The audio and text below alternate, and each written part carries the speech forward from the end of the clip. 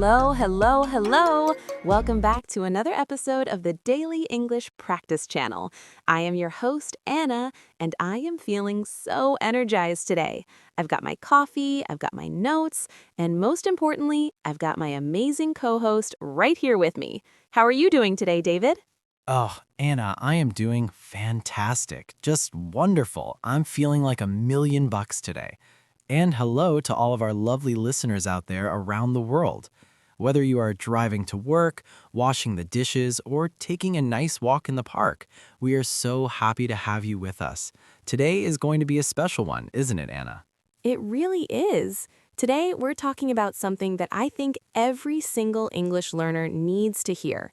We are talking about the idea that you don't need to rush, but you do need to keep moving. I love that. You don't need to rush, but you need to keep moving. That is a powerful mantra or a powerful saying to live by. In English, when we say don't rush, we mean don't try to do everything too fast. Don't hurry. But keep moving means stay consistent. Don't stop. Exactly. It's all about pace. You know, David, I see so many students who start their English journey like a sprinter. They run as fast as they can for 1 week, they study for 5 hours a day, and then, boom, they are exhausted. They quit. Oh, I see that all the time too. They burn out. That's a great phrasal verb for our listeners, to burn out. It means to become completely exhausted because you worked too hard. It's like a candle that burns all its wax too quickly and then the light goes out. We don't want our listeners to burn out. We want them to be like a marathon runner, steady, calm, and consistent. Yes, slow and steady wins the race. That's a classic English idiom. It means that being reliable and consistent is more important than being fast. So today, we're going to break this down into 4 main parts. We're going to talk about why 5 minutes a day is better than 5 hours once a week. We're going to talk about how to stop feeling overwhelmed by those big, scary grammar books.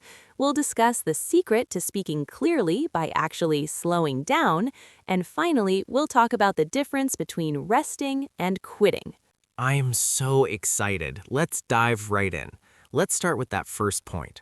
5 minutes of daily practice is better than hours of cramming. Cramming, that's another great word. To cram means to try and push a lot of information into your brain in a very short amount of time, like students do the night before a big exam. They cram all night. But does it stay in the brain, David? Usually not. It goes one ear and out the other. That's another funny idiom for you. In one ear and out the other. It means you hear it, but you don't remember it. It just passes through. Exactly. So why is 5 minutes better? It's because of a concept called consistency. Consistency is the key to language learning. If you practice for 5 minutes every single day, your brain stays in the zone. It stays familiar with the sounds and the rhythms of English. I like to compare it to brushing your teeth, Anna. You wouldn't skip brushing your teeth for 6 days and then brush them for 5 hours on Sunday, would you? Oh, gross. No way. That would be terrible for your teeth. Right, it wouldn't work. Your teeth would be in bad shape. Well, your English is the same. 5 minutes of listening or speaking every day keeps your language muscles fresh. It builds a habit, and habits are much more powerful than willpower. That is so true. Willpower is like a battery that runs out, but a habit is like an engine that just keeps going. Let's do a little role play for our listeners to show how this looks in real life. David, you play the crammer who tries to study too much, and I'll play the consistent learner. Okay, I'm ready. I'm the stressed out student. Here I go. Oh man, Anna, I'm so behind. I didn't study English all week, so today, Saturday, I am going to sit in this chair for 8 hours. I have 5 textbooks, 3 dictionaries, and 10 YouTube tabs open. I am going to learn everything today. Whoa, David, take a breath. 8 hours? That sounds painful. You're going to be so tired after 2 hours that you won't remember anything you read in the 6th hour. Look at me. I just spent 10 minutes this morning listening to a podcast while I made my breakfast. And tonight, I'll spend 5 minutes writing 3 sentences in my journal. That's it. I'm done for the day. But Anna, only 15 minutes? How can you learn a whole language in 15 minutes? I'm doing 8 hours. I must be learning more than you. Well, David, let's see how we feel on Monday. On Monday, I'll be ready for my next 10 minutes. But you'll be so tired of English that you won't want to look at a book for a month. You're right. I'm already getting a headache just thinking about my 8-hour session. I think I'll try your way. I'll just do a little bit, but I'll do it every day. That's the spirit. A little bit goes a long way. That's another beautiful expression. A little bit goes a long way means that even a small amount of effort can have a big positive result over time. I love that. So, listeners, if you feel like you don't have time to study, don't worry. You don't need an hour. You don't even need 30 minutes. Just give us 5 minutes. Listen to one short clip, learn one new word, or speak 3 sentences out loud. Just keep moving. Exactly. Now, let's move on to our second point, because this is a big one. How to stop feeling overwhelmed by big English books or massive goals. Overwhelmed. Let's spell that for everyone. Overwhelmed. It means feeling like something is too much to handle, like you are standing at the bottom of a giant mountain and looking up thinking, I can never climb that. Yes, and a lot of English learners feel that way when they see a thick grammar book or a long novel in English. They think, I have to learn all of this? It's impossible. It does feel impossible when you look at the whole thing. But how do you eat an elephant, Anna? One bite at a time. Exactly. Please don't actually eat an elephant, everyone. It's just a metaphor. It means you take a huge task and you break it down into tiny, manageable pieces. Manageable pieces, that's a great phrase. If you have a book with 30 chapters, don't think about the 30 chapters, just think about the first page, or even just the first paragraph. I think the problem is that we focus too much on the finish line. We want to be fluent right now. But fluency isn't a destination you reach and then stop. It's a journey. If you focus only on the end, you get frustrated because you aren't there yet. Right. It's like looking at the top of the mountain the whole time you are hiking. You might trip over a rock right in front of you because you're not looking at your feet. Focus on the step you are taking right now.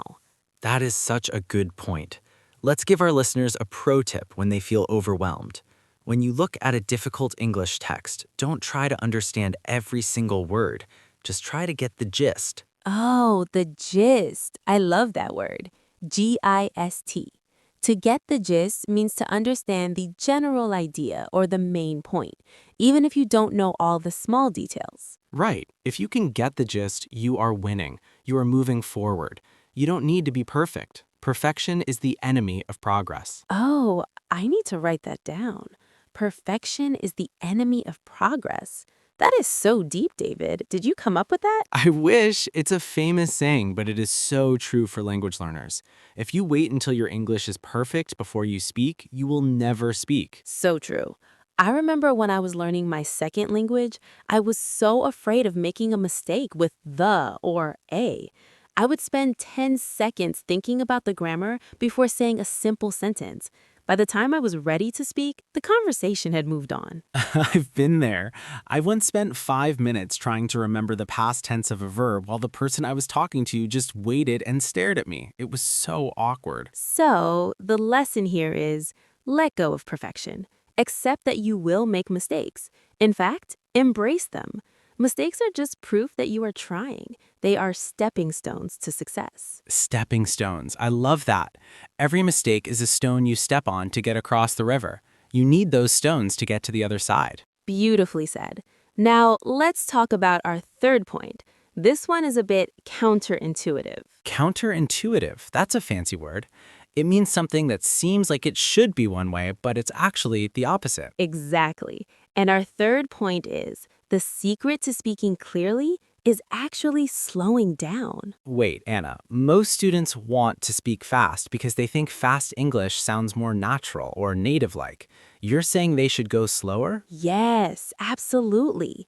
When you try to speak too fast in a language you are still learning, your tongue gets tied, you trip over your words, and most importantly, your pronunciation suffers. That makes so much sense. If I try to run a race before I know how to walk properly, I'm going to fall down. Precisely. When you slow down, you give your brain time to find the right words, and you give your mouth time to form the correct shapes.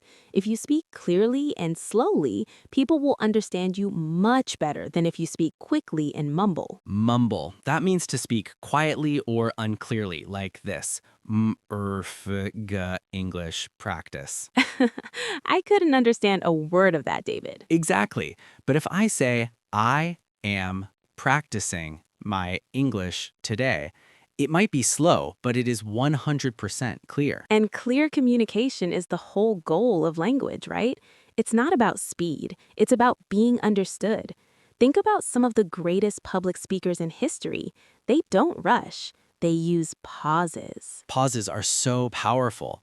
A pause gives the listener time to process what you just said. It makes you sound confident, not nervous. Let's try a little experiment.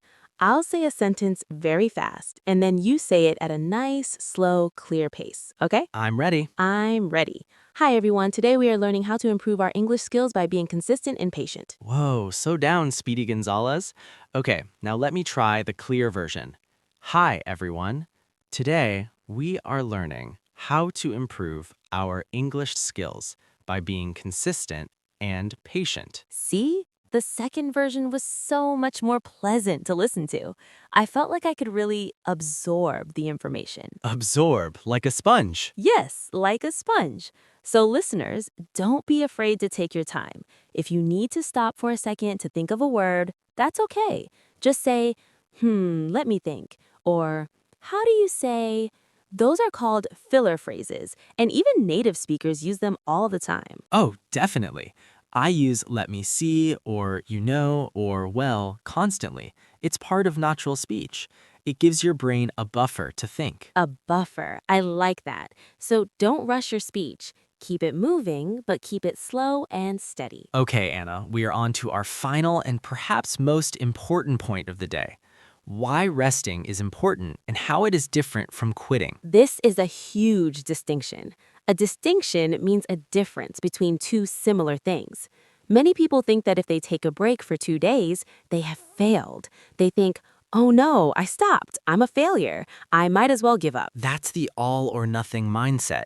Either I'm doing it perfectly or I'm not doing it at all.